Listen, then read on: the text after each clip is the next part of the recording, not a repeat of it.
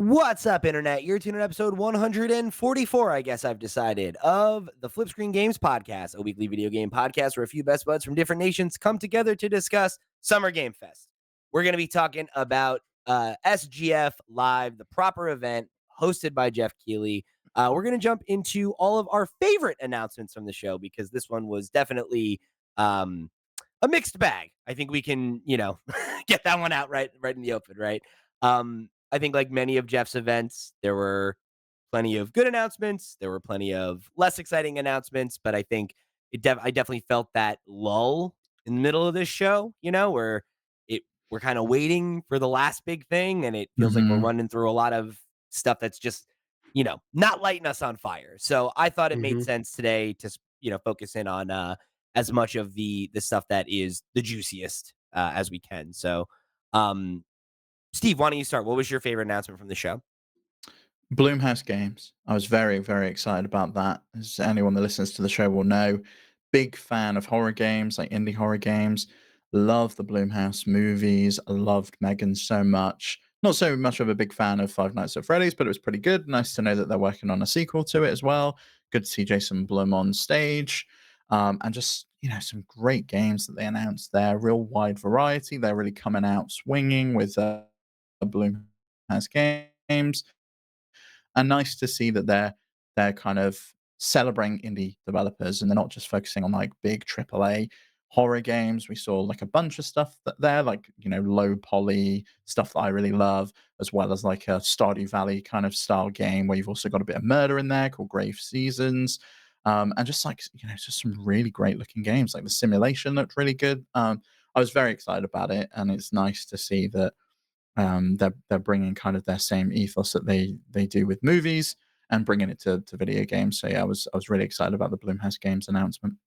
Yeah, I thought that was really cool. I think like you have so many announcements at once, I think is kind of my only criticism. And I get them wanting to come out and have it be like this big, cool coming out party of like, look at how committed we are to video games, right? That this isn't like a passing initiative or whatever. And like they had Jason Blum come out and talk about, what his ethos was to, bring bigger, higher quality horror movies to the masses. And obviously that's had a really strong track record. So yeah, exciting to see if maybe they can replicate that success in the world of games. And a lot of these games I think look really sharp. But yeah, I think my one kind of critique is when you do a big sizzle reel reveal like this, it leaves some of those games are gonna be less memorable than others. And maybe we all walk away with different ones that we think are most memorable, and that's great. Hmm. But yeah, it's like I'm trying to remember what each of these games are because I was like furiously trying to take notes as it was going. And it's like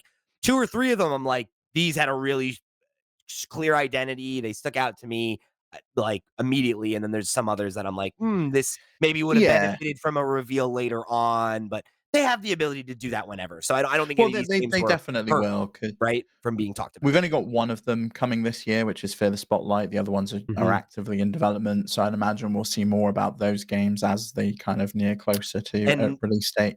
Fear the Spotlight, we got another trailer at Day of the Devs, so that one, you can see quite a bit of that if you wanna go check it out. But yeah, Yeah. overall, definitely a really, really cool announcement and interesting to see somebody who has kind of a proven track record of, um, kind of an alternative way to get horror produced is like, yeah, I mean, great.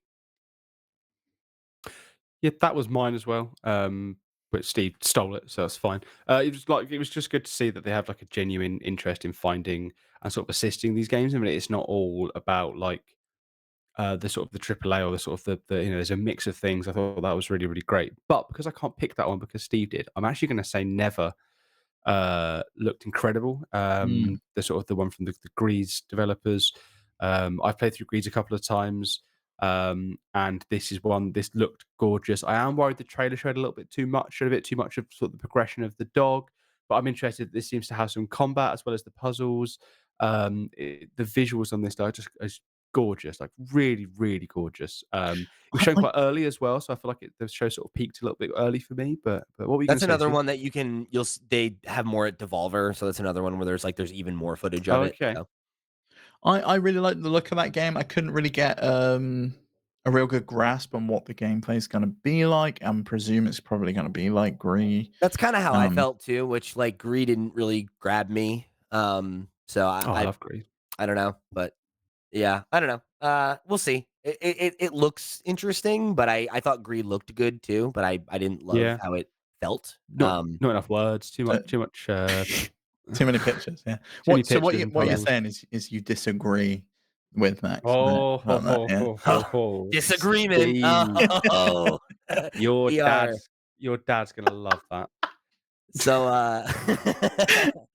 well, yeah, because here we go. If you wanna hear the one that I was most excited about, it was definitely one that's Please. gonna be a talkie-talkie one, which is I'm trying to find the name of it. Sorry, I'm going through my, personal notes here. Yeah, Oh, so this Animals Come of was Age at School.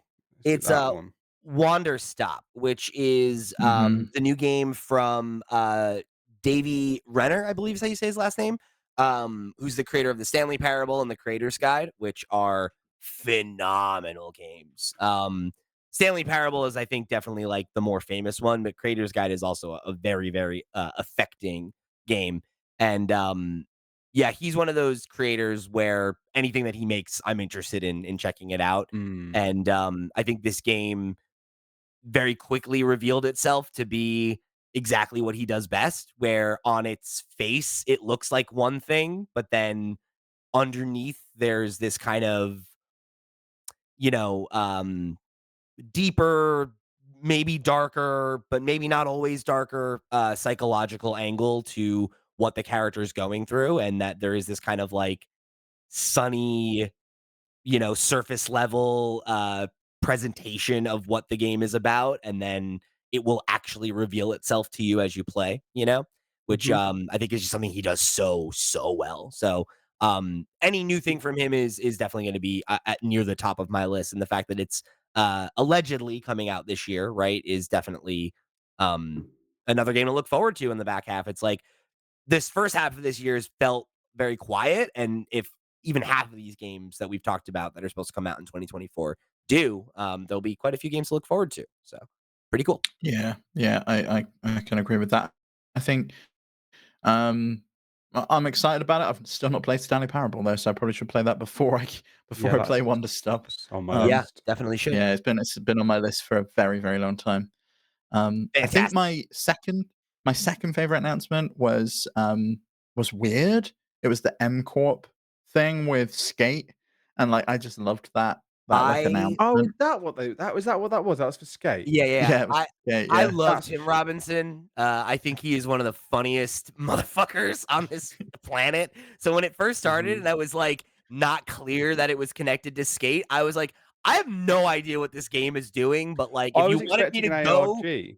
if you wanted me to go to a URL, this was a good way to bait me into it, right? But yeah, Yeah, to I see went that on the that URL was and didn't see Skate. Oh, maybe I'm just an idiot and just didn't pay I was like, some smart people will work this out and I'll just read it at the end. So apparently it was already solved. I didn't have a clue. but yeah, seeing that it was connected to Skate was cool, and like he's actually a skateboarder himself, so it's like oh, that's cool. a fun connection. But yeah, playtesting on consoles is supposed to happen this fall, which is great. I mean, this is one that's been in development for so long, so A long time. which like good, right? Like take the time, make it good. I'd love to see them, especially if it's gonna be like a platform, which it does seem like it's like very like online oriented. Like every bit of gameplay we've seen has just had like a lot of players on screen interacting and skating around and stuff. So like, yeah, I mean, take the time, get it right. This is one that if it comes together has the potential to be something really special. So I hope it does. Yeah, and like a first glimpse of what the story potentially is here, like M Corp basically ruining the city and leaving it like in ruins, and then like the skateboarders kind of taking over. Taking it It was like over. a really yeah, it was like a really cool setup. I thought it was cool. And the website's hilarious, absolutely hilarious. If you've not checked it out, go to the mcorpwebsite.com. It's well worth the look. Awesome. Yeah, that was definitely one that I was very pleased by. So there's like a bunch of other, I think, big Mm. announcements that are worth. Start from the top. Let's go through the Okay, yep, we're trying to drive to the same place there. Sorry for the delay there, folks. There's a lot of big sorry, yeah, there was announcements a that delay. are Sorry. worth like getting into here. So let's start picking them apart. They kicked off the show with the reveal of Horizon, or I guess it was Lego Horizon Adventure was I think the official Lego name. Horizon Adventures, yeah. Yeah. So this was Oh leaked yeah. like earlier this week, I think, or a while ago. Like we had word that there was some project like this in development. I think the thing that was, definitely most interesting about this, at least for me, right, was the end of the trailer where they revealed that like it's going to be a day and date title on like everything. It'll be on Switch, it's going to be on PC, including Epic Game Store release, which is something that PlayStation has never done before. So obviously, this is one of those like situations where, like, PlayStation is partnering with like, the Lego games team. So like it makes sense that this is one that is maybe going to be like published in a way that's like a little more non-traditional. But yeah, I mean, obviously it's like a really big change from PlayStation to see them, putting something out multi-plat day and date like that with their IP, Yeah, no less, right? Like that's and crazy. I don't know why they couldn't have done this last year when this was one of my predictions that they were gonna release day and date on another Oh platform. yeah. They had to wait and do this and the VR thing this year instead of last year, ruining 2 of my predictions from Poor last year. man. Yeah, I know, it's terrible. I was surprised that this wasn't developed by, the team that do most of the LEGO games, which is TT Games. It's being co-developed by, Studio Gobo and, Guerrilla themselves, so and Mhm. published by PlayStation, so it's not the usual LEGO team that's working on it, but it seems to follow similar LEGO game principles, and it looks Yeah. like a really good time. And I think this is the perfect first game to bring to Switch and kind of put their foot in that water and see if multi-platform works. But this was obviously what the CFO of PlayStation was talking about when they said they needed to expand to other platforms, that they Yeah. do need to bring games like this to Nintendo's consoles.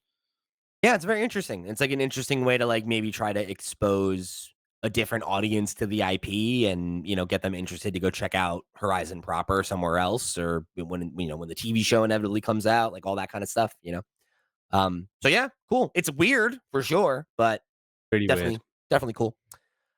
So then we got a look at No More Room in Hell 2, which is a like 8-player co-op survival shooter with permadeath, comes out in early access in October. We got a look at a new turf game, which we're not going to talk about. Choo Choo Charles Dev has a new game called Cuff Bust, which I think looks really cute. Does look Yeah, it looked fun. pretty fun. Yeah. Yeah. Very like very hard pivot from what Choo Choo Charles was, which was like a Mhm. very creepy survival horror game to have this kind of like cute little jailbreak, you know, um game with like these like teddy bear character. I don't know. It's got a good vibe. Very, very memorable. Mm. Yeah, I thought it was cool. It's probably not something that, I would probably play, but, I loved the look of it, and obviously Choo Choo Charles was a well-received title, and Yeah, cool to see Geoff bring the developer back and give him some more airtime here for his next game. for sure. So then we got a story trailer for Star Wars Outlaws. They said that there's going to be a full gameplay like deep dive on Monday at the Ubisoft presentation. So yeah, great. This is another one that's like it's out in August. I don't know how much more I need of it. I'm happy to watch another gameplay reveal, but I've been kind of in on this game since they announced what it was and showed that first vertical slice. So I don't know how much more they can show me here that's not going to just spoil things I would rather experience in Yeah, game. yeah, they could put you off the game. It is a Ubisoft game after all. Certainly possible. But yeah, I mean, what they showed felt pretty, like the game felt pretty fleshed out by the time they showed it to us. So it's like, Mhm. unless there's, a pretty Yeah, but fundamental shift. Cyberpunk, looked pretty fleshed out when they showed it to us as well. It's true. So then we got the reveal of Civ 7, this is Oh, I obviously was a so really, excited about this. really big deal. Yeah. If you're Yeah. a gamer, this is definitely a big one. Coming Well, in this is coming to 2025. consoles at the same time, day and date for the first time. Civ's coming to console and PC, which is really cool to see. Sid Meier was there talking about it. And we'll see more about this one in August, but it's coming in 2025. And yeah, I'm really excited about it. I'm a big Civ fan. I didn't Yeah, know Um, Sid was a real person. or at least that he was alive. I thought it was like a Tom Clancy thing where, like, he's done all his work, he Yeah, No, no, died, and now we're just profiting off of his name. No, he's a Sid's real still about. person. Yeah, still out he there. seemed quite happy to talk as well. So Then we got another look at Black Myth Wukong, August 20th. They showed the collector's edition. Nothing really significant about that one. nah, I'm their day and date though. That's one of those ones that I've been waiting for so long that, like, I won't believe it's real until I play it. Yeah, it's real Max But yeah, nonsense. I mean, from the first yeah. second when I saw that it was going to be what it is, that's when I judged it and said I Saw didn't some want to play. feet. You knew it was that. Yeah. Interesting it's not coming to Xbox. It seems to be having problems and the Xbox version's been delayed, but, glad it's coming anyway. There you go. Um, So then we had the two of the I forget the folks' names unfortunately, but it's two of the three like core creative leads that worked on Persona 3 through 5, and they're now the team working on Metaphor Metaphor. ReFantazio, and that one they kind of talked about it a little bit more, and like took a deeper dive on what the kind of conceit of the powers is. It's very similar to Persona, right? Where it's like that you have these jobs that are these like archetypes that allow you to that are come from your heart and your ability to express your will, and that you make friendships, and that those people become your companions. It's like very, very, if you're a Persona person, this is very in that vein, but obviously with like a swords and sorcery kind of setting. And yeah, I mean, it looks really good. I'm a Persona guy, so I'm interested It's in this one. This is one of the most sort of, like, stylish looking and, uh, you know, interesting looking games that I'm never gonna play. Mm. But I love the visual, like, the cohesiveness of the menus and stuff and all of that. Like, there's just a strong. Persona 5 was the same, like, absolutely Yeah, gorgeous, Their yeah. such art a direction is stylish out of game. this world. Yeah, Yeah. there is a strong vision behind it, and I like that a lot. Was interesting to see this one again with the Xbox logo, because like it's obviously been very heavily associated with Xbox, and interesting to Mhm, see that logo beforehand, but not to have it at the Xbox event or mhm. something like that. So I thought that was interesting because I do Well, feel I like mean, yeah, I mean, it's interesting that the PlayStation kept Lego Horizon Adventures for here, which was a I guess very that's big true. reveal. Yeah, yeah, fair enough. Although that one's multi-plat, right? So it's like, all right, fair Yeah, enough, maybe that's why. you know. Yeah. And maybe this is too, but I don't know, right? Like I feel like you've seen it so heavily associated with Xbox. I don't know. I would guess it's multi-player in the same way that Persona 5, the Became remaster was. multi-plat. Yeah. Yeah. It'll maybe have like a year of or a couple years of exclusivity. Mm. So then this was a funny one. We got a look at a new Batman Arkham VR game that's like focused on Oh, like how disappointed were you when Jeff was like, "We're gonna go look at the Arkham universe," and you're like, "Oh!" And then he's like, "Exclusively for MetaQuest 3," and then you're just yeah. like, "Oh." Um I wasn't because Rocksteady just made Suicide Squad, so there's like no way that there was going to be a new Arkham game unless it was made by a different team. In which case, that would immediately temper your expectations for it anyway. Not say that it couldn't be good, but then it becomes a Right, question of yeah. will it be good, right? So I did think it was funny though that I saw Jason Schreier tweet about it, where he's like, I heard like there was an audible groan from from the audience when that happened. He's like, if you're wondering how VR is going lately, it's like, yeah, all right, I think this looks great. really cool, but they haven't picked a villain that anyone cares about, which is interesting. It was also entirely cinematic. We have no idea what the Yeah. gameplay looks like. We're probably gonna see that at the Meta showcase later this year, so we're just gonna have to wait and see on this one, but, VR gameplay is always very difficult to display, I feel like it's quite hard to convey what it feels like on a screen in VR. Yeah, agreed. So then they had a little error with the King of Fighters trailer, but they ended up playing it again later. So they're or I'm sorry, not King of Fighters, Fatal Fury. So there is going to be a new Fatal Fury game coming out in 2025. Obviously Oh, was that an error? continuing. I thought that was just them being cheeky and they were announcing Fatal Fury stuff was coming to Street Fighter, and then they were Oh, like, is "No, that what it really, was? this." Because I thought it was a Yeah, the Street Fighter mistake. trailer they showed though, because they started off with Fatal Fury characters, and then It said Street hi, Fighter. this is in Street. Yeah, the characters are in Street Okay, Fighter, that was and then not they a fake the very real. that I found that trailer to be very confusing. Clearly, then. Yeah, they were just announcing new stuff for Street Fighter. I think it was like a tongue in cheek thing, and then they were like, "No, really, here's the actual, thing." Yeah, Gotcha. it's Okay. M. Okay. Bison, Terry Bogard, Mai, Shiranui, and Elena coming to Street Fighter 6. Hmm. Yeah, which is like all of the most visible characters from that series. So pretty Mhm. cool.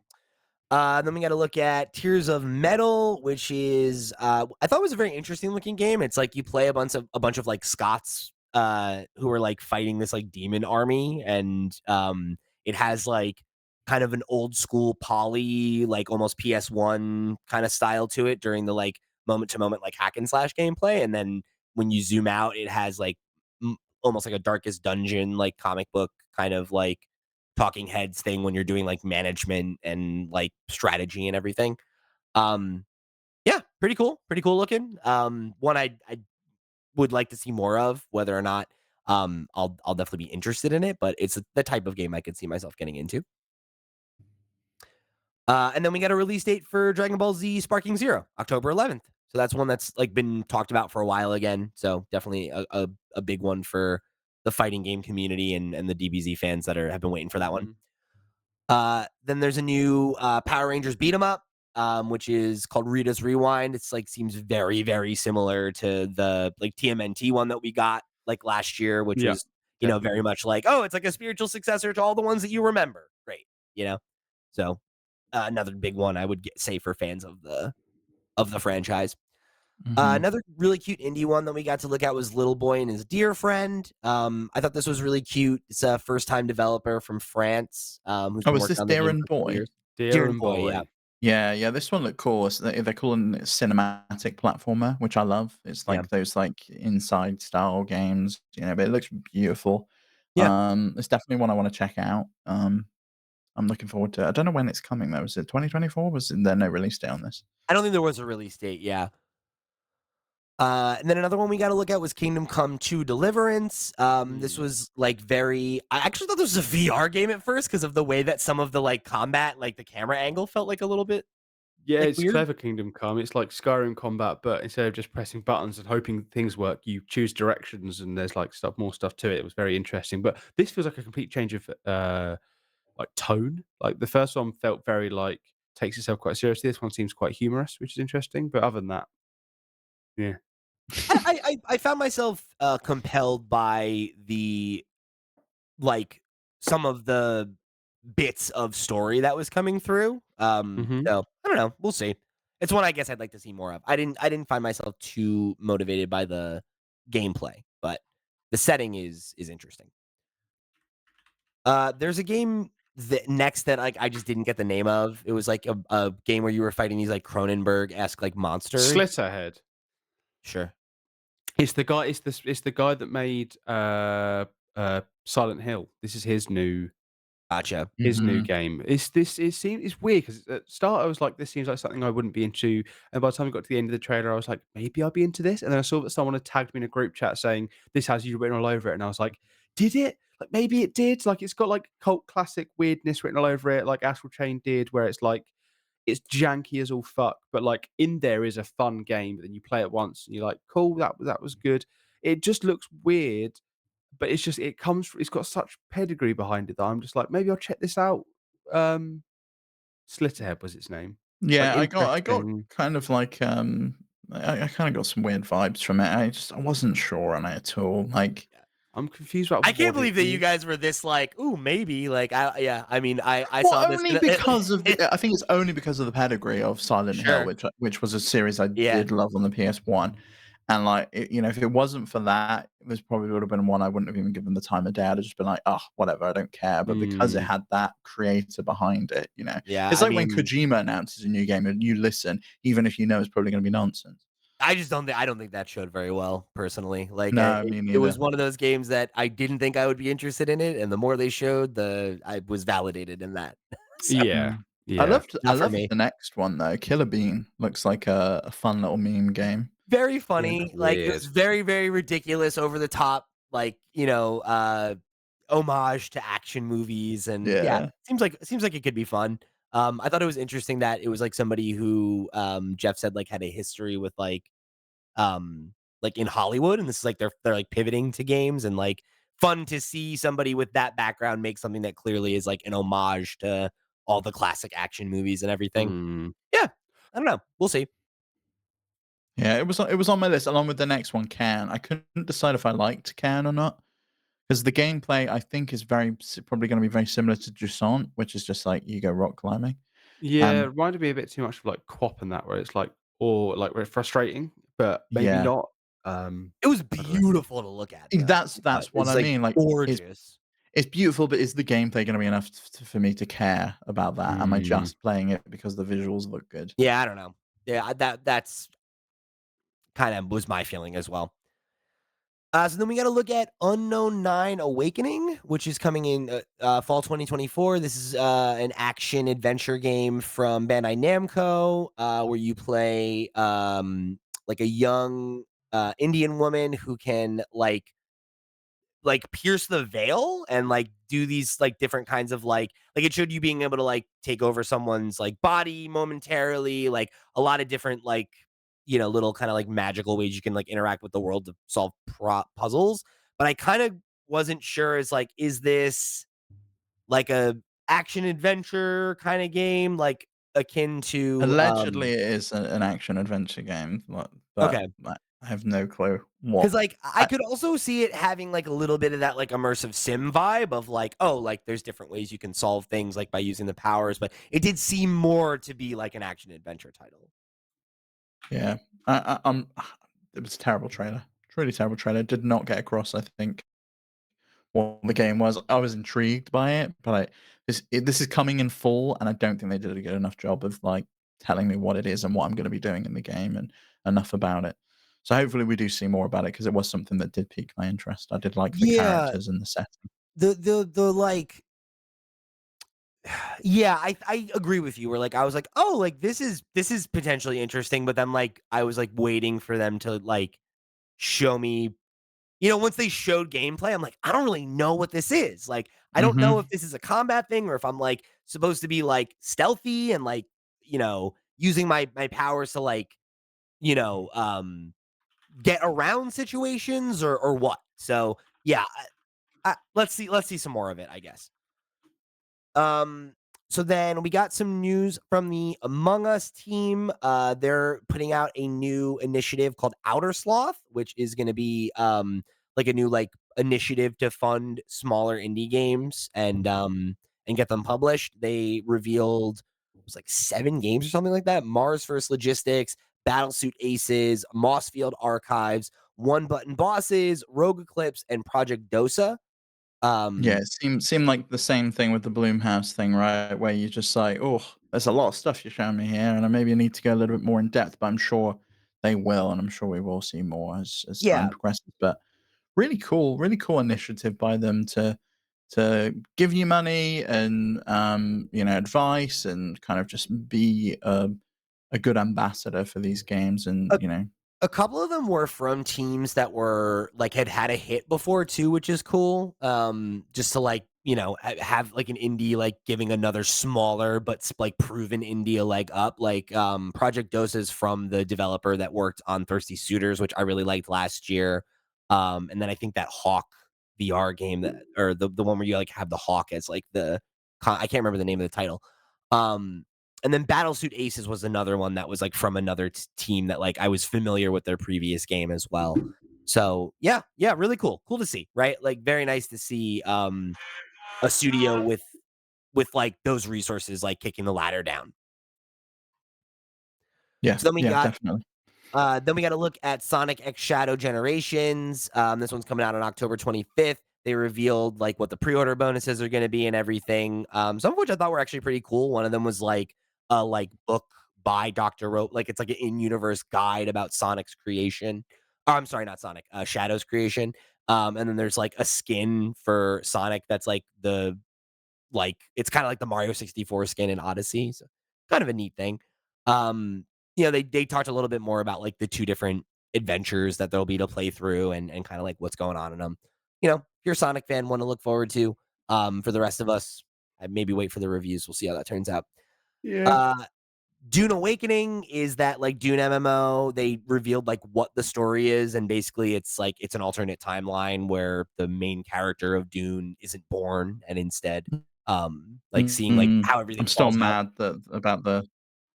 still mad about the bait and switch they did on the original trailer where I was excited about it and then it was It was this. I mean, what are you gonna do, right? You got to market an MMO somehow.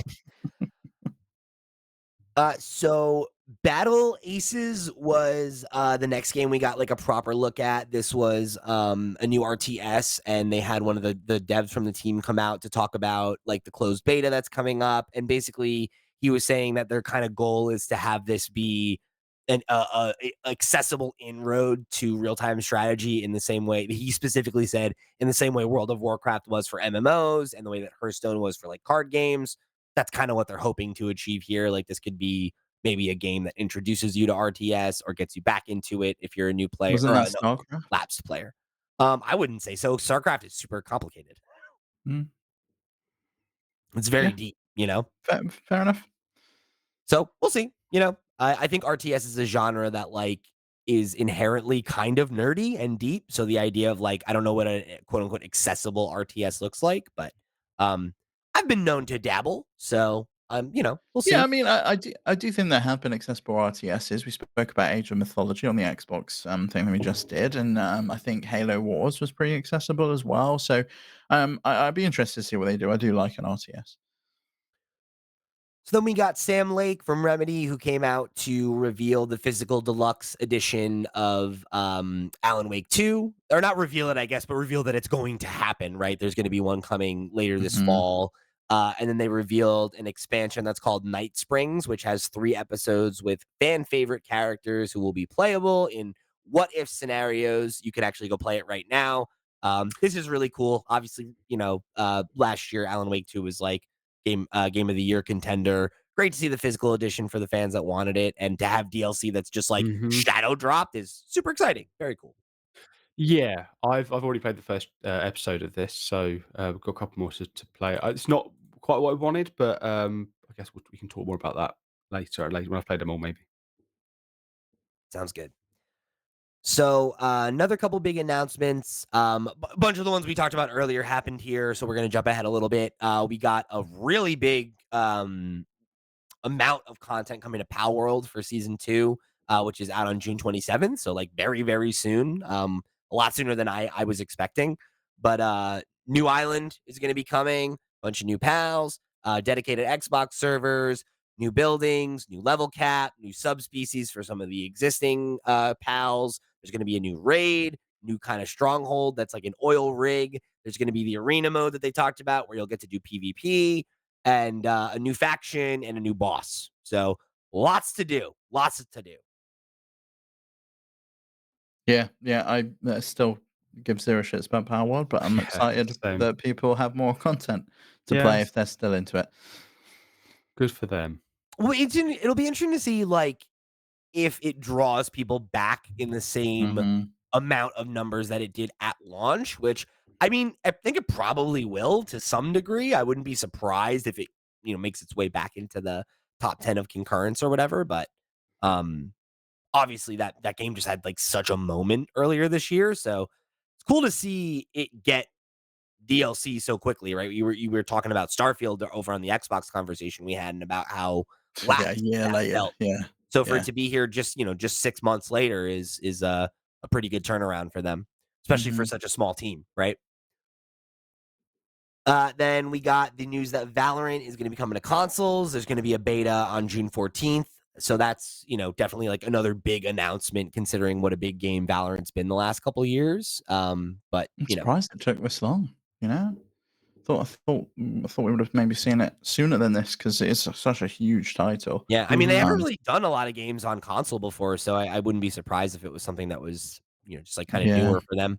Well, I know Riot have a good partnership with Microsoft as well, so I would have thought maybe this would have been an Xbox exclusive when we seen it there, but now it's coming to PS5 as well. So Or like at least at their event. But, yeah. that could have been like a Game Pass interaction or something. But I guess Hmm. not. So then the last 2 things where we got another look at Monster Hunter Wilds.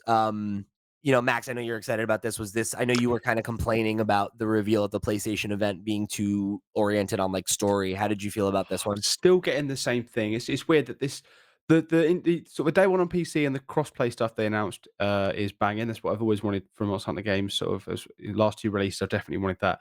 But I feel like I've never been more excited for a game that I know is going to be correct, know is going to be good, but the trailers just aren't giving it to me. I'm sure eventually it will, but for now, I'm just sort of like I'm waiting for them to see, for them to reveal a trailer that shows more actual gameplay, not just like super smoothed out, super Yeah. cinematic stuff. Well, they promised that at Gamescom, so I'd imagine we'll see that Yes. opening night live with Geoff at Gamescom. Yeah, So then we absolutely. ended on Phantom Blade Zero, which is another like more fantastical kind of samurai experience, like very, very like boss oriented. It looks like it has like a bit of that kind of like Sekiro vibe to it, I guess. Um, yeah, I don't know. I think this looks cool. Every time they show it, I think it looks cool, but I think a lot of these games I'm mostly just like popping because I'm like, I just really want Ghost of Tsushima 2. And I feel This so shitty saying that, but that is like kind of it serves a little bit of that like I want Ghost of Tsushima 2. We already have Ghost of Tsushima 2 at Yeah, home, and but it's this, and I it's think a like lot of people want another uh, Samurai Souls game, and this probably feels Yeah, I think Ghost you're of right, Tsushima is more historical. I think a lot of these games that are coming out are fantasy, and I feel like this one in totally. particular, I'm worried about because I think I've said this on the show before. It's a developer that's only ever made mobile games.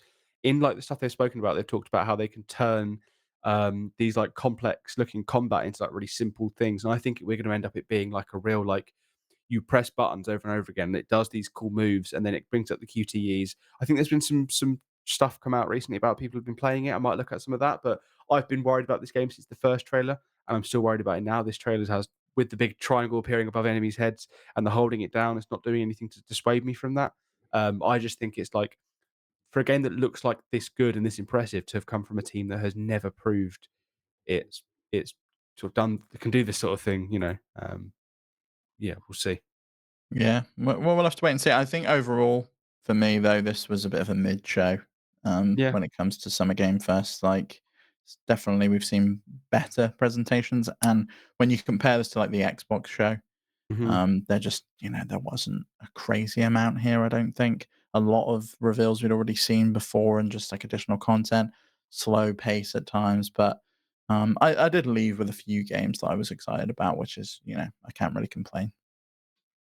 Yeah, I think that's kind of like broadly where I'm at. Like I think it was fine. I feel like a lot of times these shows like feel like they're often more let down by the show and the pace than like the announcements. And I kind of felt the inverse this year where I thought Jeff actually did a better job of taking some of the notes that we and others right had coming off of last year and off of the Game Awards, and like it did feel a little more streamlined. It did feel like there was a little bit less bloat when it Mm. comes to just like moment to moment on stage, right? But like And I he and just he did address the layoffs at the top as well, which was good to see. So and, like, talking about, like, the vibrancy of the indie scene and then actually delivering on that with, like, a yeah. lot of indie announcements. So, like, I'm happy to give him, credit where it's due for the adjustments that were made, but I do think overall there just wasn't quite enough there to make it feel as hot as you want it to, right? And I do think we walked away from the Xbox showcase being like,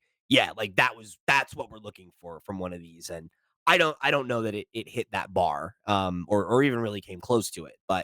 Um, but I do think it was like fine. I didn't walk away from it as frustrated as I did from the Game Awards last year, right? So yeah, I think slight improvement, and I think maybe has more to do with just where the industry is at and that there just isn't a ton of super hype stuff to talk about right now. Mhm. Yeah, it didn't do a lot for me either. Like there were some good moments, but overall it was just like 2 hours long or whatever it was, and yeah, it just there was too much. You couldn't tell sometimes what was just an advert and what was a new game announcement, and it felt very much like a Jeff Keighley event. All right, so we'll wrap it up there for the day. If you guys want to let us know what you thought of Summer Game Fest, let us know in the comments down below or by writing in all the ways you can over on flipscreen.games. That's our website where you will find links to all the places we are all over the web. However you choose to get involved or show your support or tune into the show. We thank you oh so much for joining us on this very special episode of the Flip Screen Games podcast. Remember, if you want to go check out our Xbox conversation, if you haven't had that one already, go check it out. It's live right now for your listening enjoyment, where we broke down all of the announcements over at Xbox's presentation, which admittedly a lot more exciting than this one. So go check that out if you haven't already. And if you want to let us know what you thought of today's event, what were the games that you liked the most? What were the games that you were hoping to see? And how did you feel it stacked up to Summer Game Fests of years past? Let us know all that in all the ways you can by going over to flipscreen.games. Again, is the website. However you choose to get involved, you'll find a way to do it over there, and it'll help us out a lot more than it'll cost you. For the crew, I've been Pete. He's been Max. He's been Steve. We'll see you next week.